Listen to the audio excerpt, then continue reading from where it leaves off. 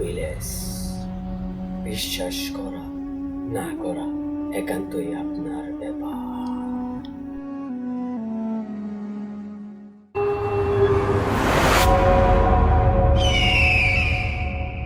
শুরু করতে চাই ঘটনা দিয়ে। যে ঘটনাটি আমি এখন পড়ে শোনাবো সেটিও আমাদের একজন লিসেনার পাঠিয়েছেন। আমি সেই ঘটনাটি আপনাদের পড়ে শোনাচ্ছি তার মতো করে। চলুন চলে যাই ঘটনায়। লিখছেন, স্টুডিওতে এসে ঘটনা বলা আমার পক্ষে সম্ভব নয়, তাই ভালো লাগলে পড়ে শোনালে খুশি হব। আসসালামু আলাইকুম রাসেল ভাই। ওয়ালাইকুম সালাম। এবং ভূত.com-এর সকল লিসেনাররা, আশা করি আপনি এবং ভূত.com-এর সকল লিসেনাররা আল্লাহর অশেষ রহমতে ভালো আছেন। আমি আমার নাম, ঠিকানা এবং ফোন নাম্বার দিচ্ছি, তবে এগুলো না বলার অনুরোধ করছি। আমি এইখানে আমার ছদ্মনামটি ব্যবহার করছি। আমি ব্লু ডেভিল, এবং হয়তোবা আমার ছদ্মনামটি অনেক লিসেনারদেরই পরিচিত মনে হবে। ভূত.com-এর গত 24তম পর্বে আমার ভিয়েতনামের ঘটনাটি পড়া হয়। অনেকের কাছে ভালো লেগেছে, আবার অনেকের কাছে খারাপও লেগেছে। আমিও রাসেল ভাইয়ের মতো একটা কথাই বলতে চাই, বিশ্বাস করা না করাটা সম্পূর্ণ আপনাদের ব্যাপার।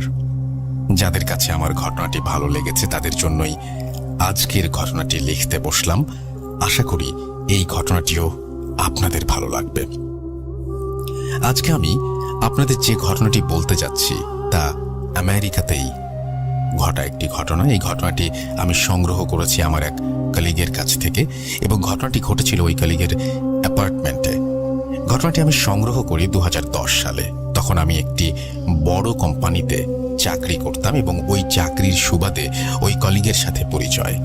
একদিন সকালে কলিগরা মিলে আড্ডা দিচ্ছিলাম, এবং তখন সে তার ঘটনাটি আমাদের সাথে শেয়ার করে। আমার কলিগের একটু পরিচয় দেই। আমার কলিগের নাম ছিল ইভা, ছদ্মনাম। তার জন্ম আমেরিকার মিসিসিপি স্টেটের ভিক্সবার্গ শহরে। ইভা ভিক্সবার্গেই বেড়ে ওঠে, এবং মিসিসিপি স্টেট ইউনিভার্সিটি থেকে সে তার ব্যাচেলার্স কমপ্লিট করে।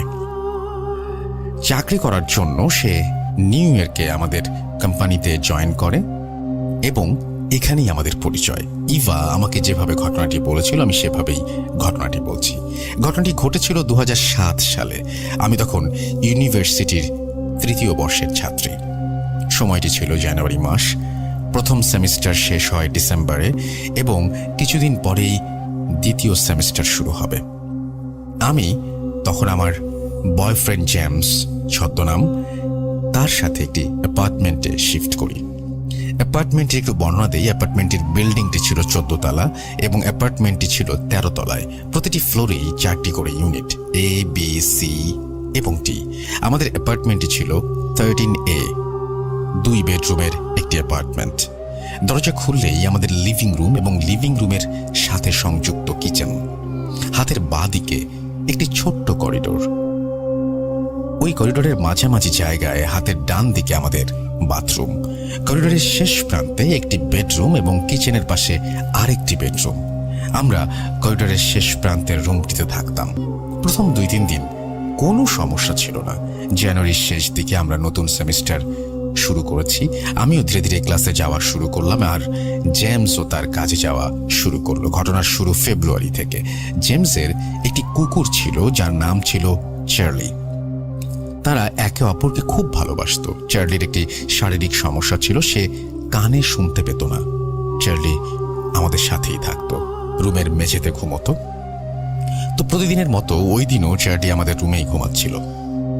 কিছুক্ষণ পর আমাদের ঘুম ভাঙলো চার্লির ঘেউ ঘেউ শুনে। ঘড়িতে দেখলাম তখন বাজে রাত 3টা। আমরা দেখলাম যে চার্লি আমাদের রুমে নেই, এবং আওয়াজটি আসছে লিভিং রুম থেকে। তখন আমি আর জেমস আমাদের লিভিং রুমে গেলাম। লিভিং রুমে গিয়ে দেখলাম চার্লি লিভিং রুমের একটি কোণায় তাকিয়ে ঘেউ ঘেউ করছে। লিভিং রুমে আমি, জেমস আর চার্লি ছাড়া তখন কেউই ছিল না। চার্লি কেন ঘেউ ঘেউ করছে তা খোঁজার চেষ্টা করিনি আমরা। জেমস চার্লিকে নিয়ে আবার আমাদের রুমে চলে আসে। ওই দিন রাতে আর কিছু ঘটেনি, কিন্তু এর পরের দিন রাতে আবার একই সময়ে একই ঘটনা। চার্লি লিভিং রুমের ওই কোণায় তাকিয়ে ঘেউ ঘেউ করেই যাচ্ছে। এরকম ভাবে প্রায় প্রতি রাতেই চার্লি একই সময়ে লিভিং রুমে গিয়ে একই কোণার দিকে তাকিয়ে ঘেউ ঘেউ করত। প্রায় 2 সপ্তাহ এরকম চলছিল। এই ঘটনাটি চলাকালীন সময় এটির কারণ খোঁজার চেষ্টা করছিলাম। চার্লি খুবই শান্ত প্রকৃতির ছিল, কিন্তু সে প্রতি রাতে এরকম ঘেউ ঘেউ কেন করতো এটার কারণ আমরা খুঁজে পেতাম না। প্রায় 2 সপ্তাহ পর চার্লির এই প্রতি রাতের ঘেউ ঘেউ শেষ হলো। তবে তখন আমি এবং জেমস অন্য একটা জিনিস লক্ষ্য করলাম। আমরা দেখলাম যে চার্লি সারাক্ষণ আমাদের রুমেই থাকতো। সে লিভিং রুমে যেতে চাইতো না। চার্লিকে নিয়ে বাইরে গেলে সে আবার বাসার ভেতরে আসতে চাইতো না। অনেক টেনে তাকে বাসায় ঢুকাতে হতো। সারাক্ষণ ভয়ে ভয়ে থাকতো। তাই জেমস চার্লিকে তার মা বাবার কাছে রেখে আসে। আমরা অনেকেই শুনেছি যে কুকুর বিড়ালরা প্যারানরমাল জিনিসের আভাস পায়। মানুষ যা দেখতে পারে না, কুকুর বিড়াল অনেক সময় তা দেখতে পায়। কিন্তু আমাদের এই ঘটনাটিকে নর্মালভাবে আমরা নেই।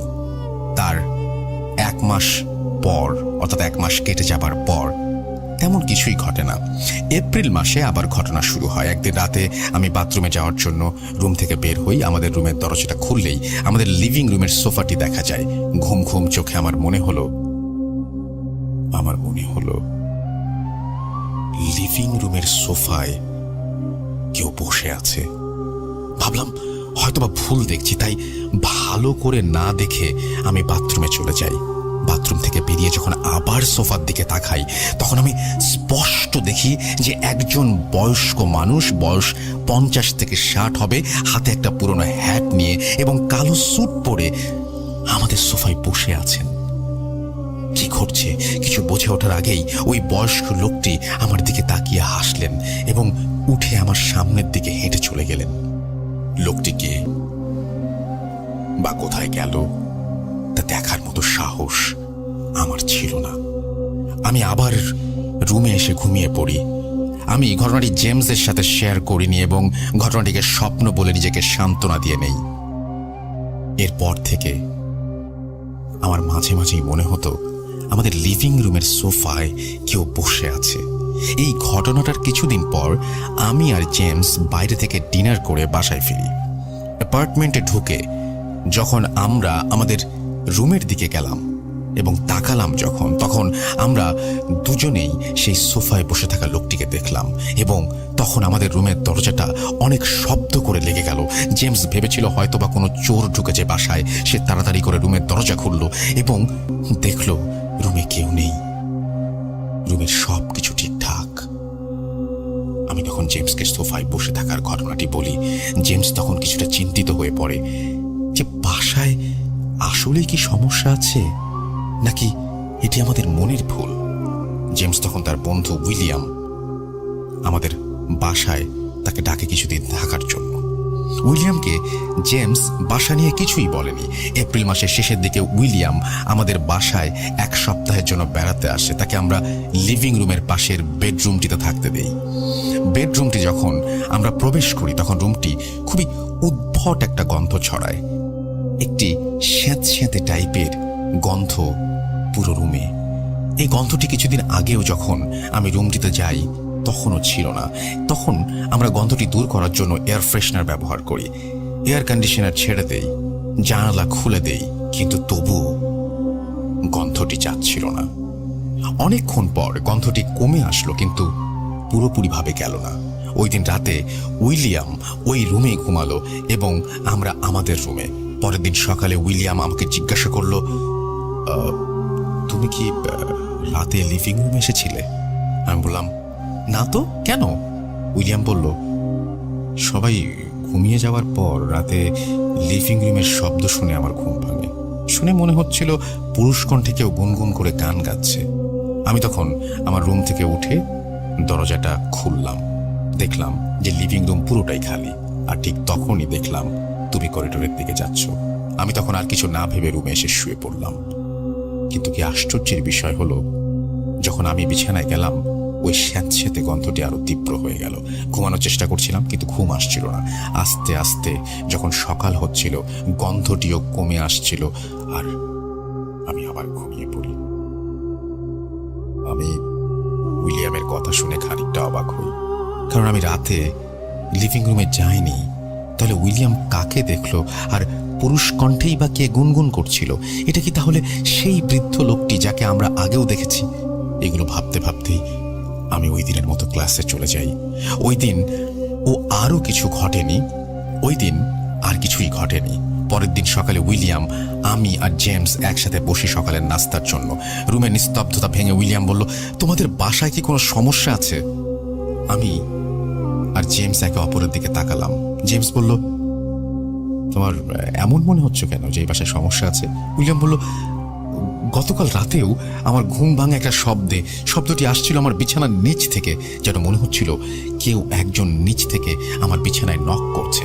মাঝে মাঝে বিছানাটি কেঁপে উঠছিল, এবং এই সব ঘটনা চলাকালীন সময় ওই স্যাঁতস্যাঁতে গন্ধটি তীব্র হচ্ছিল। জেমস খানিকটা চুপ থেকে বলল যে, তুমি হয়তো বা স্বপ্ন দেখেছ। উইলিয়াম আর কোনো কথা বলেনি। আমি তখন নিশ্চিত ছিলাম যে আমাদের বাসায় সত্যিই কোনো সমস্যা আছে, এবং এই বাসা ছেড়ে দিতে হবে যত তাড়াতাড়ি সম্ভব। ওই দিন রাতে আমাদের ঘুম ভাঙে উইলিয়ামের চিৎকারে। আমি আর জেমস তাড়াতাড়ি তার রুমে যাই এবং গিয়ে দেখি উইলিয়াম রুমের একটি কোণায় জড়সড় হয়ে বসে আছে, আর তার জামা কাপড়, শরীর রক্তে ভেজা। জেমস এত রক্ত দেখে সবার আগে ফোন করে অ্যাম্বুলেন্সকে। উইলিয়ামের চোখে মুখে ভয়ের ছাপ, তার হাত পা কাঁপছে, ভয়ের তো চোখে তাকিয়ে আছে বিছানার দিকে। বিছানাতে অনেক রক্ত। আমি আর জেমস উইলিয়ামকে লিভিং রুমে নিয়ে এসে বসাই এবং জিজ্ঞাসা করলাম কি হয়েছে। উইলিয়াম আমাদের যা বলল তা শোনার জন্য আমি বা জেমসকেও প্রস্তুত ছিলাম না। উইলিয়াম বলল, গত 2-3 দিনের মতো আজও আমার ঘুম ভাঙে লিভিং রুমের আওয়াজে। আমি আজকেও দরজা খুলে দেখি লিভিং রুমে কেউ নেই। স্যাঁতস্যাঁতে গন্ধটি তখন তীব্র হচ্ছিল। আমি বিছানায় এসে শুয়ে পড়ি। ঘুম আসবে এমন একটি সময় আমি অনুভব করলাম আমার টি শার্টটি ভিজে গেছে। আমি যখন চোখ খুললাম, আমি তখন দেখলাম একটি 25 থেকে 30 বছরের মৃত লোক, এবং তার মাথা থেকে রক্ত পড়ছে। সে আমার বিছানায় পড়ে আছে। আমার বিছানা তার রক্তে ভরে গেছে। আমার জামা কাপড়ও তারই রক্তে ভেজা। আমি তখন বাস্তব আর স্বপ্নের পার্থক্য খুঁজে পাচ্ছিলাম না। আমি যদি স্বপ্নই দেখি তাহলে এটা বাস্তবে হয় কিভাবে? যখন মনে হচ্ছিল আমি জ্ঞান হারাবো, তখন জোরে একটা চিৎকার দিয়ে বিছানা থেকে নেমে যাই, আর লাশটিও জানি না কিভাবে হাওয়ায় মিলিয়ে যায়। তারপরেই তোমরা আমার রুমে এসে ঢুকলে। আমি চুপ করে বসে শুনেই যাচ্ছি। কেন জানি না কিছু বলার সাহস হচ্ছিল না আমার। জেমস তখন পুলিশকে ফোন দেয়। পুলিশ এসে তাদের নর্মাল জিজ্ঞাসাবাদ করে। অ্যাম্বুলেন্সের প্যারামেডিক্যাল লোকগুলোও বলে এটি উইলিয়ামের রক্ত নয়, কারণ উইলিয়ামের শরীরে কোনো ক্ষত নেই, এবং রুমে উইলিয়ামের রক্ত যে পরিমাণের পাওয়া গেছে, একজন সুস্থ মানুষের শরীর থেকে ওই পরিমাণের রক্তক্ষরণ হলে তার বেঁচে থাকার সম্ভাবনা কম, নেই বললেই চলে। ওই দিন রাতে আর কেউ ঘুমায়নি, এবং সকাল হলেই অ্যাপার্টমেন্টটি ছেড়ে দেবার জন্য জিনিসপত্র গুছানো শুরু করি। জিনিসপত্র গুছিয়ে নিচে যাওয়ার সময় আমাদের এক প্রতিবেশীর সাথে দেখা হয়।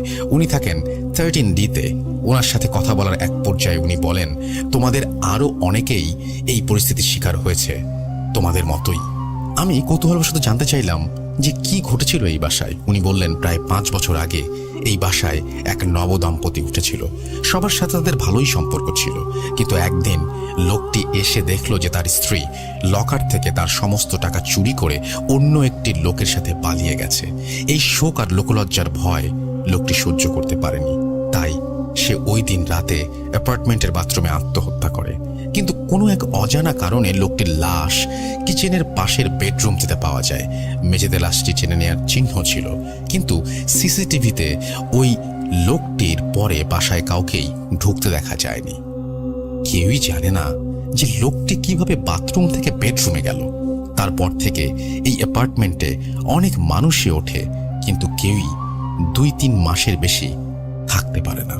অ্যাপার্টমেন্টের মালিক 2 বার ফাদারও এনেছিল বাসাটি শুদ্ধ করার জন্য, কিন্তু কোনো কিছুতেই কোনো কাজ হয়নি। আমি যখন এই মর্মান্তিক ঘটনাটি শুনছিলাম, তখন ওই মৃত লোকটির জন্য কষ্ট হচ্ছিল, কিন্তু একই সাথে আমি ভয়ও পাচ্ছিলাম। উইলিয়াম একজন 25-30 বছরের লোককে দেখেছে, আর আমার প্রতিবেশীও বলল লোকটি সদ্য বিবাহিত। তাহলে আমি আর জেমস যে বৃদ্ধ লোকটিকে দেখেছিলাম, সে কে ছিল? এই বাসায় হয়তোবা একটি না আরো অনেক ঘটনাই ঘটেছিল যা সবারই অজানা। হয়তোবা কেউ অথবা কোনো কিছু চায় না যে বাসাটির আসল রহস্য উদ্ঘাটন হোক। ওই দিনই আমরা বাসা ছেড়ে দেই এবং তারপর থেকে আমি আর কোনো প্যারানর্মাল জিনিসের সম্মুখীন হইনি। সকল প্রকার ভুল ক্ষমার দৃষ্টিতে দেখবেন। রাসেল ভাই, আপনাদের ঘটনাটি পছন্দ হলে আরো পাঠাবো ইনশাল্লাহ। আপনি ঘটনা পাঠিয়ে যান, আপনার ঘটনাগুলো অসম্ভব ভালো হয়, অসম্ভব সুন্দর হয় এবং আমি চাই যে আপনি ঘটনা প্রতিনিয়ত পাঠান। আমাদের পরবর্তী ঘটনায়, এবং এই ঘটনাটি আমরা জানি যে অনেক দিন ধরে অনেকেই অপেক্ষায় আছেন এবং আমি বিশ্বাস করি যে এই ঘটনাটি শুনলে আপনারা অনেক বেশি আগ্রহী হবেন। আজকের এই এপিসোডটি আপনাদের অনেক বেশি ভালো লাগবে এই ঘটনাটির কারণেই। আমি আসলে শুধু এই ঘটনাটি বলবো না, এরপরে তো আফনান ভাই আছেন, সুতরাং আমি বলতে চাই যে এই ঘটনা দুটির কারণে আমার ঘটনাটি যদি আপনাদের বোরিংও লেগে থাকে বা আমার পড়া যদি ভালো না হয়, এই দুটো ঘটনা আপনাদের ডেফিনেটলি ভালো লাগবে, সেই বিষয়ে কোনো সন্দেহ নেই। হ্যাঁ, জুজু ফিরে এসেছে ঈদ উপলক্ষে আপনাদের কাছে এবং জুজুর ঘটনাটি আমরা প্লে করতে চাই।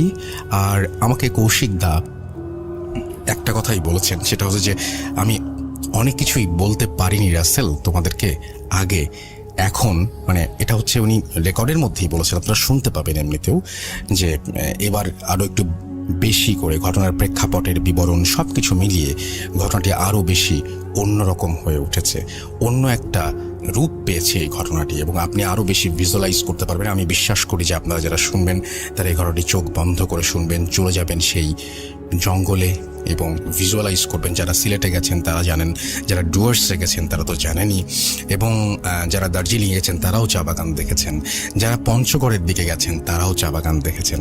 তো আমার মনে হয় যে ঘটনাটি ভিজুয়ালাইজ করা খুব সহজ। জাস্ট আপনার যেটা করতে হবে সেটা হচ্ছে চোখটা বন্ধ করে ফেলতে হবে এবং চোখ বন্ধ করে আপনি অনুভব করুন, আপনি চলে যান সেই দিনটিতে যেখানে ঘটনাটি ঘটছে, যেই মুহূর্তে ঘটনাটি ঘটছে, এবং আশা করছি যে আপনাদের অনেক ভালো লাগবে। আজকের এই এপিসোডটি আমার তরফ থেকে আপনাদের জন্য ঈদ উপহার, আশা করছি ভালোবেসে গ্রহণ করবেন। চলুন চলে যাই জুজুর ঘটনায়। হ্যাঁ, আসছে, এসে গেছে জুজু। চলুন শুনি। আসসালামু আলাইকুম লিসনার্স, আমি কৌশিক এবং আজকে আপনাদের সাথে একটা ঘটনা শেয়ার করব। এই ঘটনাটা আমি 11 বছর আগে 2009 শেয়ার করেছিলাম রেডিও ফুর্তিতে রাসেলের সামনে। তখন তো একখানা যাকে বলে ন্যাশনাল মিডিয়াতে শেয়ার করা হয়েছিল, তাই অনেক কিছু বলতে পারেন এই গল্পের একটুখানি স্লাইটলি যাকে বলে একটু সেন্সর করেই দেওয়া হয়েছিল। কিন্তু আজকে একটা অনলাইন প্ল্যাটফর্মে দীর্ঘ 11 বছর পরে এই ঘটনাটা আবার শেয়ার করছি, তাই এবার আশা করি একটুখানি আরো খোলাখুলি আপনাদের সাথে গল্পটা বলতে পারবো আর কি।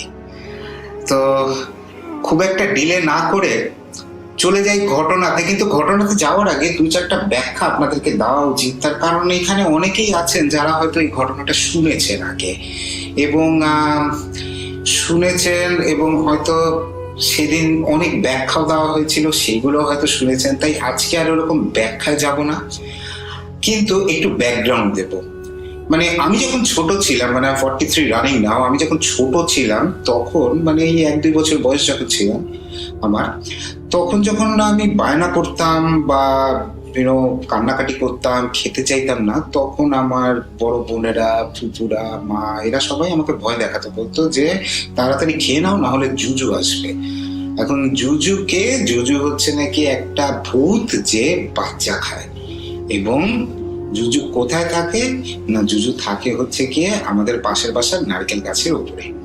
এবং আমি ছোটবেলায় তো ভয় পেয়ে খুব তাড়াতাড়ি করে খেয়ে নিতাম, কিন্তু যা হয় আর কি, বড় হতে হতে হ্যাঁ সেই ভয় ভীতি এগুলো সব কেটে যায়, মানুষের সাহস বেশি বেড়ে যায়, জুজু বিকামস আ জোক। তারপরে আনন্দমেলায় একখানা গল্প আসলো, ভূতেরাও চাউমিন খেতে ভালোবাসে, যেখানে একটা খুব কিউট জুজুকে আঁকা হইলো, একটা ছোট্ট বাচ্চা ভূত যার চাউমিন খাওয়ার খুব শখ হয়। এবং গল্পটা ওইটা নিয়েই, তো ওইটা গল্পটা করার পরের থেকে আর কি আমারও প্রচন্ড চাউমিন খাওয়ার শখ হয়, আমিও চাউমিন খাবো। এবং ওইটাই ছিল আমার মনে হয় ফার্স্ট চাইনিজ চাউমিন। প্রথমবার ভালো লাগেনি ব্যাপারটা, তারপরে থেকে আস্তে আস্তে করে প্যালেটটা ঠিক হয়েছে। এবং অবভিয়াসলি চাউমিন আমার একটা খুবই ফেভারিট জিনিস এখনো পর্যন্ত।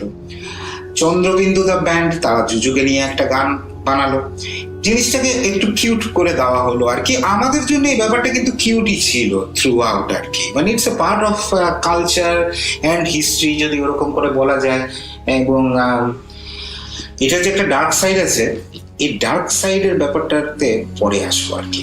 এনিওয়েজ, এই সব আরবান লেজেন্ডের পিছনেই কিন্তু একটা ডার্ক সাইড থাকে।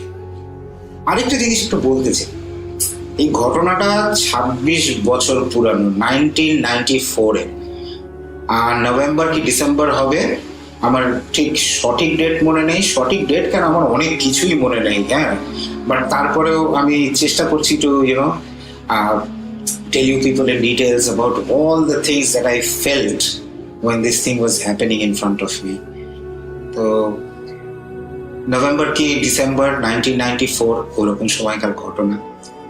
আমি তখন মোটামুটি কয়েক মাস হয়েছে আর কি যে স্কুল পাস করে ইউনিভার্সিটিতে উঠেছি। আমরা তো 11-12 স্কুলেই করতাম, তাই জন্য আমরা আবার ইউনিভার্সিটিকে কলেজ বলি। তো কলেজে উঠেছি এখন 12 বছর ধরে, 12 বছর না সরি আরো বেশি, ইটস লাইক 14 ইয়ার্স, 14 বছর ধরে একটা কনভেন্ট স্কুলের ডিসিপ্লিনের পরে হঠাৎ ফ্রিডম। তো ডানা তো একটুখানি গজাবেই আর কি, আমারও তাই হলো, সবার মতন আমারও একটু ডানা গজিয়ে গেল। এবং ডানা গজালে যা হয়, একটু ফ্রিডম মিসইউজ আমরাও করা শুরু করলাম। আমি এবং আমার এক বন্ধু ছিল নীলাঞ্জন, আমরা দুজন খুবই ফাস্ট ফ্রেন্ডস ছিলাম যাকে বলে, এবং অনেক কিছুই একসাথে করতাম। এবং আমাদের কলেজ সল্টলেকে ছিল অবস্থিত। এবং যে লিসনার্সরা কলকাতার আছে তারা তো জানেনি যে সল্টলেকে একটা গ্রিন ওয়ার্জ বলে একটা জায়গা আছে। এখন গ্রিন ওয়ার্জটা কি, বেসিক্যালি এটা হচ্ছে গিয়ে একটা সরু লম্বা বেল্ট, এটা একটা বনায়ন প্রজেক্ট ছিল। এবং এইটা যেটা হচ্ছে গিয়ে কি, এখানে গভর্নমেন্ট তো চিন্তা করে রেখেছিল খুব ভালো করে যে মানে সুন্দর ল্যান্ডস্কেপিং করবে, একটা রাস্তাও ছিল জগিং ট্র্যাক হিসেবে ইউজ করা হবে। এটা সল্টলেকের এই ব্লকের থেকে স্ট্রেচ করে সি ব্লক পর্যন্ত যেত, একটা লম্বা স্ট্রেচ। কিন্তু যা হয় কিছুদিন পরে ওই জিনিসপত্র কেয়ার রাখা হয় না, কেয়ার রাখা না হতে যেটা হয় সেটা হচ্ছে গিয়ে যে খারাপ হতে শুরু করে সবকিছু, অ্যান্ড ওভারগ্রোন হয়ে যায় পুরো জায়গাটা। মানুষজন তখন অ্যাভয়েড করা শুরু করে এই গ্রিন বেল্টকে। এবং জানেনই তো কি হয়, মানুষ যখন কোনো একখানা জায়গাকে অ্যাভয়েড করা শুরু করে তখন এখানে দুষ্কৃতীদের আনাগোনাটাও একটুখানি বেড়ে যায়। এবং শুধু দুষ্কৃতী কেন, আরো অনেক মানুষই অনেক কিছু করে এখানে। যেমন আমি একদম সত্যি বলি, কলেজের অপোজিট ব্লকে ছিল হচ্ছে গিয়ে এই গ্রিন ওয়ার্জটা। এবং আমি আর নীলাঞ্জন সপ্তাহে 2-1 বার আর কি কলেজ শেষে কিঞ্চিত টুকটাক নেশা করতাম।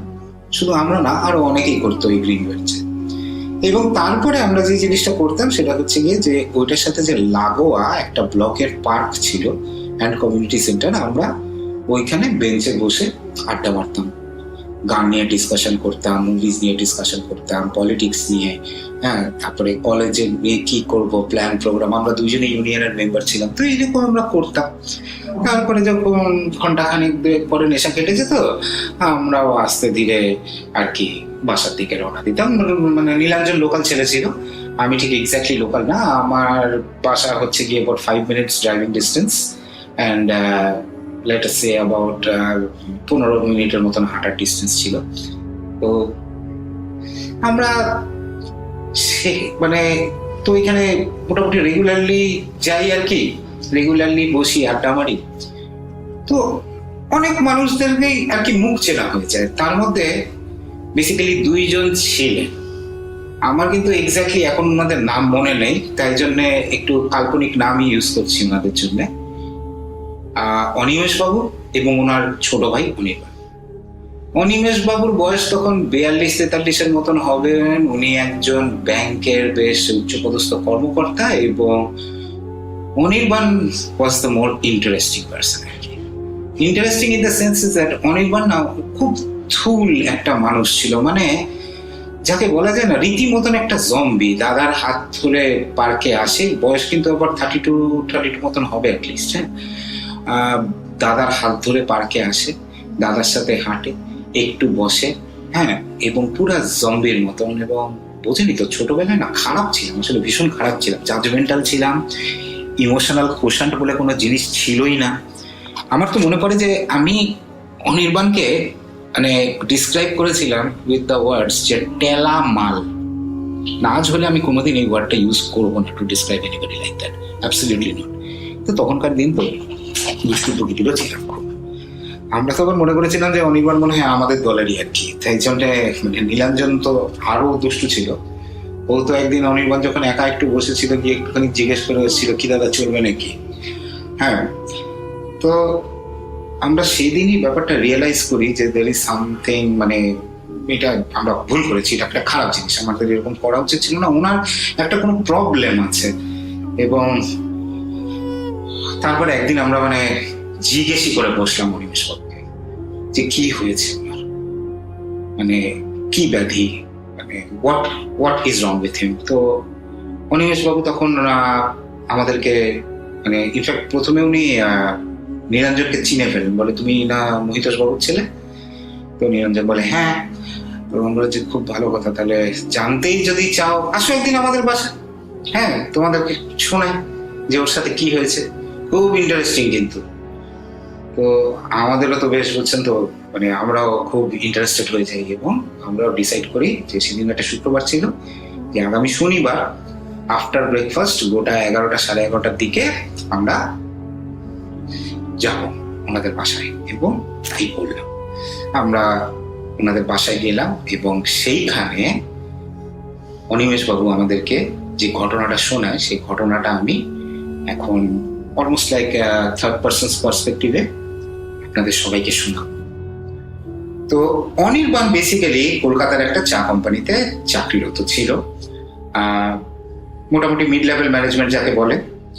তো একদিন মানে বিয়ে শাদীও হয়েছে, একটা ছোট বাচ্চাও হয়েছে, বাচ্চার বয়স তখন লেটার সে আবার 6-7 মাসের মতন হবে কি, তখন অনির্বাণের একটা প্রমোশন প্লাস একটা ট্রান্সফার হয়। ওকে ওদের যে চা বাগানটা ছিল ডুয়ার্সে, ডুয়ার্স ইজ নর্থ বেঙ্গলে, ডুয়ার্স নাম কেন, এটা হচ্ছে গিয়ে ভুটানের দুয়ার বলে, তাই জন্যে সমরেশ মজুমদারের গল্প যারা পড়েছেন তারা খুবই ভালো মতো ওয়াকিবহল হবেন ডুয়ার্স নিয়ে। তো ডুয়ার্সে ওদের যে চা বাগানটা ছিল অনির্বাণের সেখানে ট্রান্সফার হয় এবং ওখানকার অ্যাসিস্ট্যান্ট ম্যানেজার পদটা পায় আর কি। আর অ্যাসিস্ট্যান্ট ম্যানেজার কিন্তু চা বাগানের একটা বিশাল বড় পোস্ট এবং বলা যেতে পারে it's like the CEO of the চা বাগান।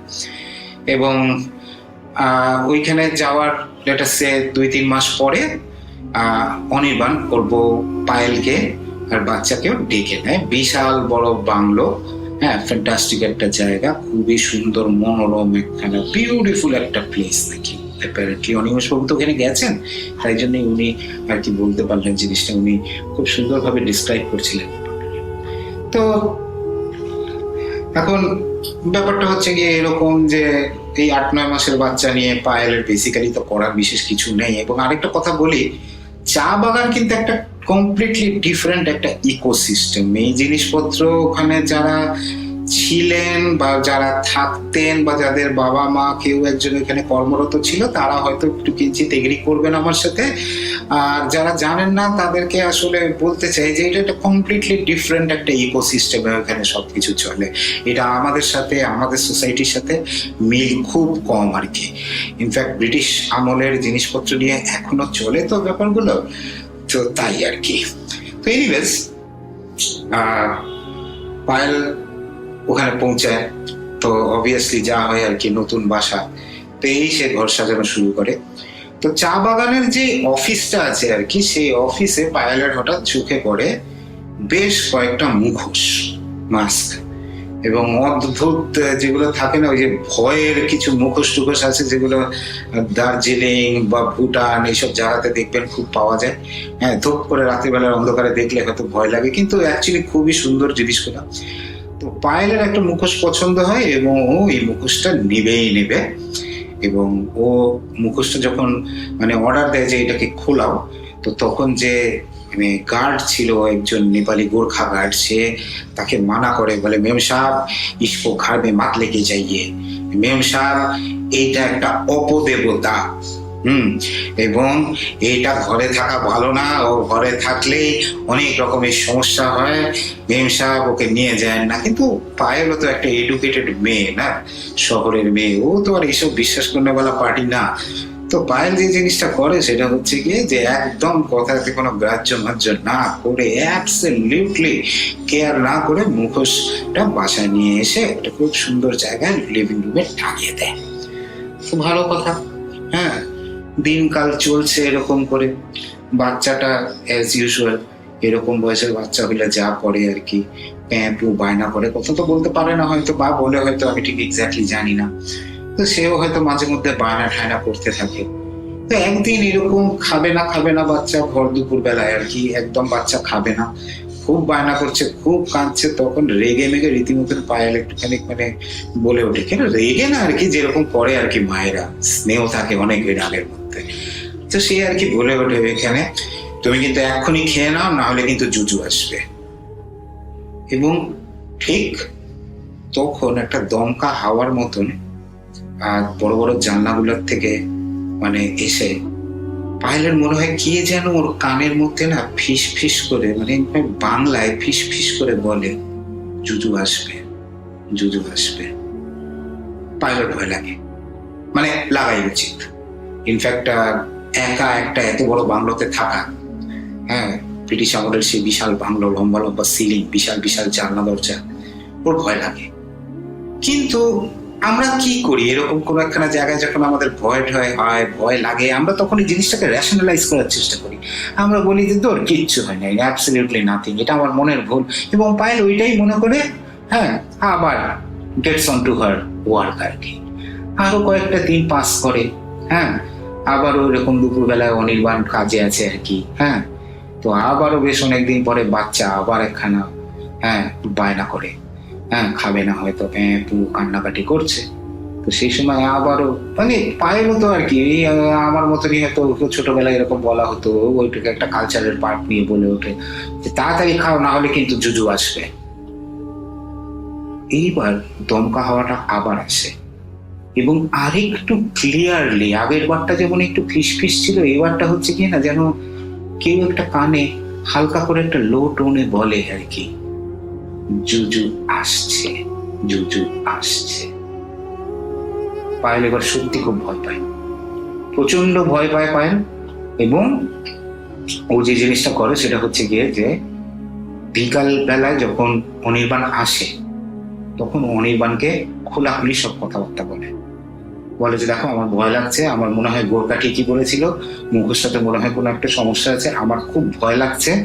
তো অনির্বাণও বুঝছেনই তো যে একটা এডুকেটেড ছেলে, হ্যাঁ, এইগুলোকে দুম করে আমরা প্রথমবার মানতে পারি, এটা তো আমাদের এডুকেশনের উপর একখানা যাকে বলে ধাব্বা হবে, হ্যাঁ, যে আমরা যদি এইসব ধুম করে মেনে যাই, হ্যাঁ। তাই জন্য মানে লোক দেখানোর জন্যও, হ্যাঁ, আমরা ইমিডিয়েটলি এগুলো রেশনালাইজ করা শুরু করি। এবং অনির্বাণও তাই করে, বলে দূর কি সব যে বলো তুমি, তোমার মাথা টাথা খারাপ হয়ে গেছে, না না না ফালতু কথা, হ্যাঁ। বলে না ও আমার সত্যি খুব ভয় লাগছে, আমি ভাবছি একটুখানি কলকাতা থেকে ঘুরে আসবো। তোর কি যে বলো সব, আরে কি হয়েছিল একটুখানি আমাকে বলো তো। তো ঠিক তখন পায়েল না ব্যাপারটাকে রিকাউন্ট করে। পায়েল তখন বলে যে দেখো এরকম করে বাবু তখন খাচ্ছিল না, হ্যাঁ, তো আমি ওকে খাওয়ানোর সময় আর কি বুঝছো তো, মানে বলেছিলাম যে তাড়াতাড়ি খাও, না হলে কিন্তু এখন জুজু আসবে। ঠিক এই সময় যেটা ঘটলো, যেরকম দমকা হাওয়া টাওয়া কিছুই না সাচ, বাট যেন মনে হলো যে কেউ একজন ওদের রুমে প্রেজেন্ট আছে, এবং সে বেশ লাউডলি বলে উঠলো, জুজু খাচ্ছে, জুজু খাচ্ছে। একটা কাঁচ ভাঙার শব্দে তারা দৌড় দিয়ে বেডরুমের মধ্যে ঢোকে, because bedroom is like 3 seconds away আর কি। দৌড় দিয়ে বেডরুমের মধ্যে ঢোকে, এবং বেডরুমের মধ্যে ঢুকে তারা যে জিনিসটা দেখে, সেটার জন্য তারা কেন, এটার জন্য আমার মনে হয় না কেউ কোনোদিনই প্রস্তুত থাকবে। খাটের পাশে কট, এবং কটের উপরে একখানা বিভৎস ক্রিচার বাচ্চাটাকে অর্ধেক খেয়ে ফেলেছে।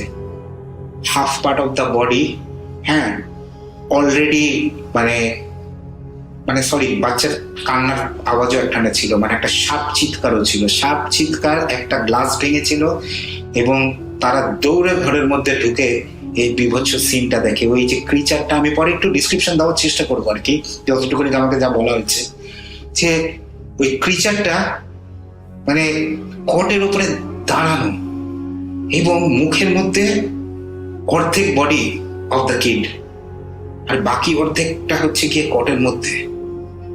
এখন এই ক্রিচারটা না মানে অদ্ভুত একটা জিনিস, মানে ওরা মানে লম্বা কিরকম একখানা, মুখটা না মানে, আমি না কুকুর বলতে চাই না, কেন কুকুর নিয়ে না মানুষ অনেক এরকমই জোকস গুলো করে, কুকুরের লাল চোখ and things like that, but না, একটা ওইরকম না, একটা অ্যানিমালিস্টিক একটা ফেস, কিঞ্চিত নেকড়ে, কিঞ্চিত শেয়াল, ঠ্যাংগুলো হচ্ছে গিয়ে মানে সরু সরু লম্বা লম্বা, এবং সামনের মানে হাত যেটাকে বলা হয় বা সামনের ঠ্যাং যেরকমই, মানে এটা না মানে বাইপেডালও আবার কোয়াড্রিপেডালও, হ্যাঁ, মানে এইগুলো না তার বডি তুলনায় বেশ লম্বা লম্বা লম্বা, নখ মানে চিকন একটা জিনিস।